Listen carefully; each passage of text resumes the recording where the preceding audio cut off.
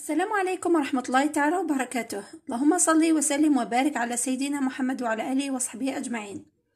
اليوم إن شاء الله درت لكم فيديو خاص فيه تجميعية لأهم الأسئلة المقترحة والمتكررة في اللغة الفرنسية بالنسبة لتلاميذ رابعة ابتدائي للفصل الأول، يعني الأسئلة اللي بزاف تتكرر نلقاوهم في بزاف مواضيع، نلقاو نفس الأسئلة. حبيت نشرحهم لكم بالعربية باش ندربوا ولادنا عليهم، ومام الأمهات ذوات المستوى المحدود في هذه اللغة، هذه اللغة الفرنسية اللي بزاف أمهاتهم يعانيوا منها. إن شاء الله هذا الملخص راح يفيدهم. يعني إذا كان عندهم كاش موضوع باش يحلوه، يجوا لهذا الفيديو يشوفوا واش معناتها هذاك السؤال، نكون شرحته، ومن بعد باش تقدر تفهم الابن تاعها ولا بنتها باش تقدر تجاوب. هذا هو الهدف من هذا التجميعية، باش يولي يجيكم سهل. تجميعية لأهم الأسئلة المقترحة والمتكررة في اللغة الفرنسية بالنسبة للرابعة ابتدائي الفصل الأول. أولا عندنا الكلمات المفتاحية. واش معناتها كلمات، كاين كلمات نلقاوهم في السؤال، هكذا نلقاو كلمات في السؤال، هذوك الكلمات هذاك هو المفتاح تاع الجواب، هذاك هو تما نفهمو واش طلب منا. وهي كلمات تأتي في بداية السؤال، هكا تجي دي فوا في بداية سؤال من خلالها نعرف المطلوب، أو في وسطها، تما كاين كلمة تانية نجي في الوسط نعرفو واش طلب منا. كوش معناها اشطب، كوش اشطب. غلاف استخرج، غلاف استخرج. كومبليت أكمل، يعني يعطيك نقاط ويقولك كومبليت معناها أكمل. إكري اكتب. utilize استعمل. choisis اختر. répond جاوب أو أجب. كلاس رتب في جدول، يعني يعطيك جدول ويقولك كلاس لي مو، يعني رتب هذه الجمل في جدول. عندنا verb، كي نقول verb معناها فعل، كي نقول مو معناها كلمة. عندنا entour أحط. عندنا remplace عوض. لي اقرأ. كي نلقاو في السؤال كلمة باراغراف، باراغراف معناها فقرة. تكست معناها نص. تيتر معناها عنوان. quel est le titre du texte؟ ما هو عنوان النص؟ شفتوهم كلمات مفتاحية تفتح لنا السؤال، يعني راح نعرفوا الجواب من خلال هذه الكلمات. تكست معناها نص، والعنوان ما هو عنوان النص؟ le titre de texte. ماسكولين، كي نسمعوا كلمة ماسكولين معناها مذكر، نسمعوا كلمة فيمينا معناها مؤنث، نسمعوا كلمة بلوريال معناها جمع. نروحوا للأسئلة المقترحة. أول سؤال يقدر يعطينا quel est le titre du texte؟ quel est le titre du texte؟ ما هو عنوان le titre du texte؟ يعني في السوجي ولا الموضوع، الأم تكون ما فهمتش السؤال، بهذا الفيديو إن شاء الله راح تولي تفهم، راح تفهم وشنو هو المطلوب وتقدر تفهم الابن تاعها. quel est le titre du texte؟ معناها عنوان النص. الإجابة تكون، ودائما يكون العنوان دائما في الأعلى طبعا، والإجابة تكون بالشكل التالي: le titre du texte زوج نقاط ونكتبوا هنا العنوان. comment s'appelle le quartier؟ comment s'appelle le quartier؟ كيف يسمى الشارع؟ quartier dans le texte، هنايا فيه dans، نسيت dans. comment s'appelle le quartier dans le texte، يعني في النص. comment s'appelle le quartier dans le texte؟ ما هو اسم الشارع ولا الحي، ما هو اسم الحي في النص؟ الإجابة تكون le quartier s'appelle، واسمه دائما نصيبوه بالماجيسكول، هذاك اللي نصيبوه بالماجيسكول هو الاسم تاع الحي ولا الشارع. تما اللي نكتبوه هنا يقولك comment s'appelle، ما هو اسمه، comment s'appelle le quartier dans le texte، ما هو اسم الحي في النص. اسم الحي في النص كدا وكدا.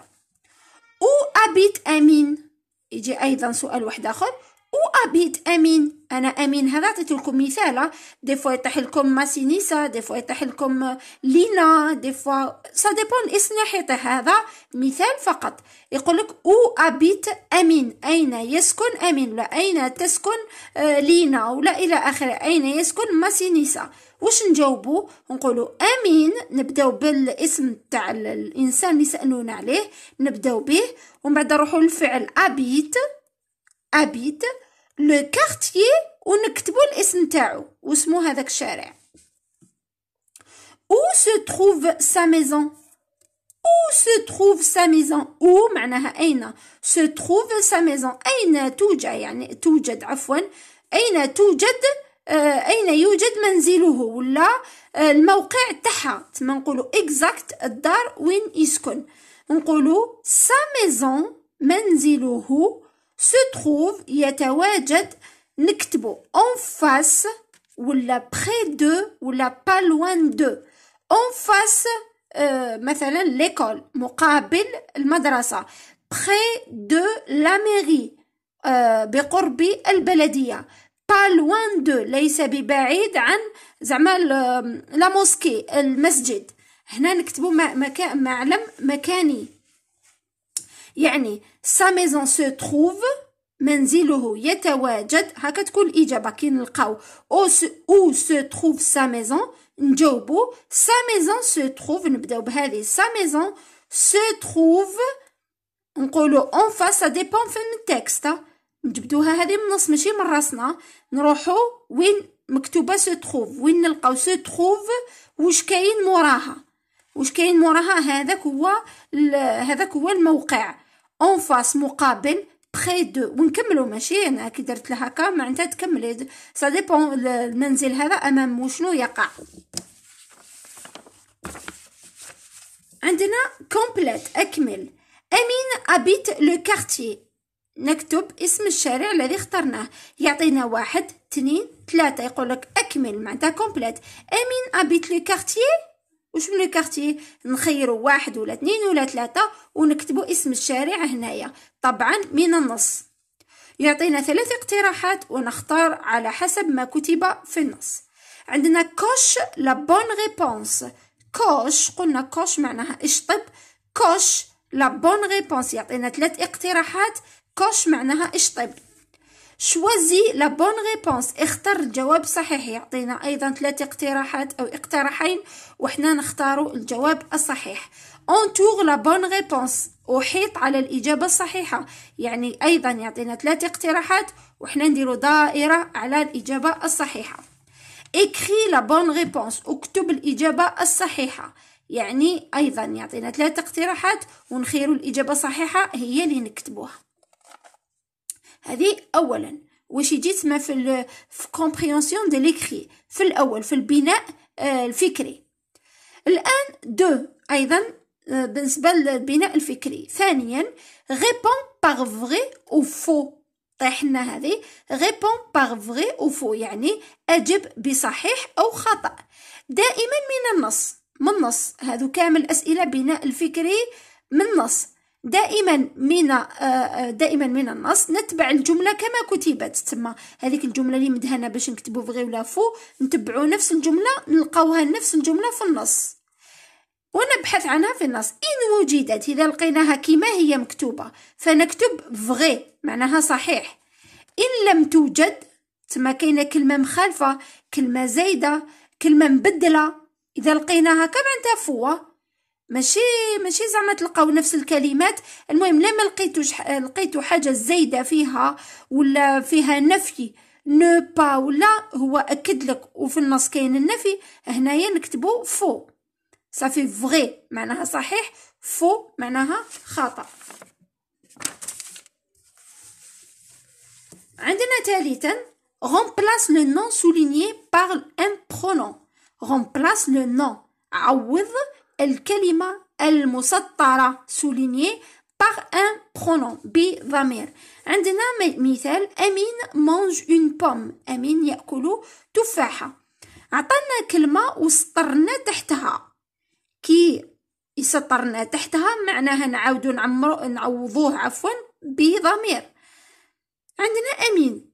أمين نعوضه به هو. شكون أمين؟ أمين هو، ماشي هي، ماشي هما، ماشي نحن، ماشي أنا. أمين ماشي أنا. أمين يعوض هو. هو بالفرنسية نقولو إل لأنه مذكر. إل نكتبو أمين في بلاصتو نكتبو إل، ونكتب إل مونج اون بوم. هذو نخلوها كيما راهي، وهذه أمين نعاودو نعوضوها بإل. إذا كان اسم مؤنث نعوضه بأل. إذا كانت أمينة ولا أمينة ولا اسمها لينا، لا كانت لينا نكتبو أل ما نكتبوش إل. وإذا كان مذكر نكتبو إل. هذه كيقول لك remplace le nom souligné par un pronom. un pronom معناها ضمير. رابعا relève du texte، استخرج من النص. كل مرة واش يعطينا؟ أعطيت لكم كامل الاقتراحات اللي قادرين يطيحوا لنا. عندنا un nom propre، يقولك استخرج من النص، ولا relève du texte. كي نقراو relève du texte نفهمو بلي استخرج من النص. un nom propre، un nom propre هي عبارة عن أسماء. هو عبارة عن أسماء الإنسان، أسماء البلدان. تسمى اسم إنسان أمين، أنيس، أحمد، لينا، شكون ماسينيسا، شكون بزاف أسماوات، أمينة. هادو كامل ولا اسم ولا اسم الشارع. اسم الشارع أيضا يبدأ بالماجيسكول. الحاجة اللي تبدأ بالماجيسكول معناتها ان نون بروبر. ما تروحوش تقولوا لي الكلمه الاولى اللي تبدا بها النص، خاطش بدايه النص في اللغه الفرنسيه دائما يبدا بالماجيسكول. يعني ما تروحوش تجروا الكلمه الاولى تشوفوها ماجيسكول تروحوا تكتبوها ان نون بروبر. لا، ان نون بروبر هو عباره عن اسم انسان او اسم بلد، ودائما يبدا بماجيسكول. او اسم شارع او اسم حي، تما هادو كامل خير اسم حي ولا اسم تاع انسان. يقولك جو مابيل كدا، هذاك اسمو هذاك سي ان نون بروبر. عندنا ان ارتيكل ديفيني، يقول لك غوليف دو تكست ان ارتيكل ديفيني. واش معناتها؟ استخرج من النص ادوات معرفه. الادوات المعرفه هي لو، لا ولا لي. يعني نكتبوا ان ارتيكل ديفيني نختاروا يا لو يا لا يا لي، طبعا حسب النص. هادو ما يكونوا في النص نجبدوا وحده فيهم ونكتبوها له. كما في اللغه العربيه استخرج اسم موصول، استخرج حرف جر. هذه هي كيف اللغه الفرنسيه. هذه ارتيكل انديفيني، ادوات غير معرفه. عندنا يا ان يا اون يا ديت، ما نخرجوا له وحده فيهم نلقاوها في النص.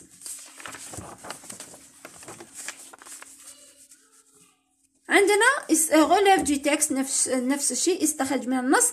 un nom commun هو عبارة عن اسم عام يبدأ بمينيسكول.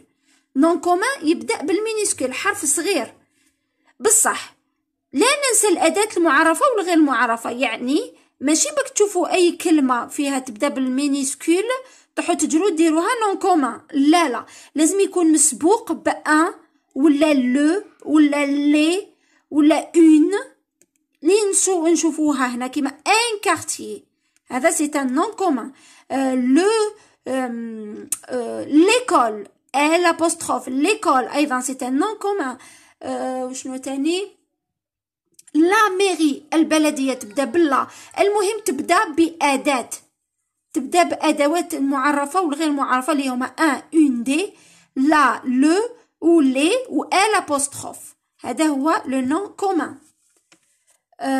أيضا استخرج من النص un mot de même sens de، كلمة بنفس المعنى لي.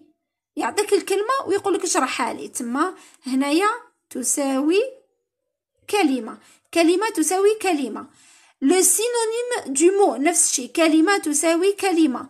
لو سينونيم كي نقراو سينونيم معناها مرادف. مثلا وكان يعطينا جولي المرادف تاعها بو، نكتبها مثال جولي مثلا بو، جولي بو، هذا مثال. عندنا استخرج من النص أيضا الألوان. سا ديبون يعطيكش لون في النص ويقول لك غوليف دو تكست اون كولور وحده. انا عطيت لكم لي كولور اللي هما فيولي غوز فير بلو جون مارون بلون غري اورانج روج اي نوار. هادوما يتحفظوا هاد الالوان، من السنه الثالثه يكونوا تحفظوا هاد الالوان. عندنا ايضا غلاف دي تكست ان ديتيرمينون بوسيسيف، يعني خرج لي ضمير ملكيه. ضمائر الملكيه وشنو هما ما مون مي تا تون تي سا سون سي، يعني نخرجوا له وحده برك منهم نلقاوها في النص، يعني نلقاو ما، يعني نلقاو تي، يعني نلقاو سون.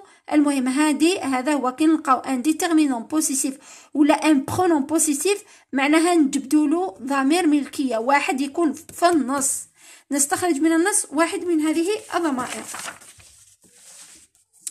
عندنا ايضا الضمائر غلاف دي تكست استخرج من النص ان برونون بيرسونيل، ضمير شخصي. عندنا جو ولا تو ولا إل ولا إل، نو فو إل افيك اس إل افيك اس. نختاروا وحده فيهم من النص ماشي من راسي، هادو نختاروهم من النص. يطلبوا منا استخراج ضمير من هذه الضمائر من النص. تما نلقاو في النص جو كيما جو مابيل، نجبدوا له البرونون بيرسونيل هو جو. زعما نو سوم نكتبوا نو هي ضمير بيرسونيل. غلاف دي تكست ان مو دو لا ميم فامي، نستخرج من النص كلمة من نفس العائلة. هي كلمات من نفس العائلة، وهي عبارة عن كلمات مكونة من أصل واحد. الأصل تما نفس الحروف تاعها، عندها أصل واحد، ومشتقة منها اسم فعل صفة أو ظرف، ولا نزيدوا لها حروف من القدام ولا حروف في آخر الكلمة. مثلا بولونجي، شوفوا خلاص ار، بولونجي اللي هو الخباز، بولونجري المخبزة، شتوها بولونجي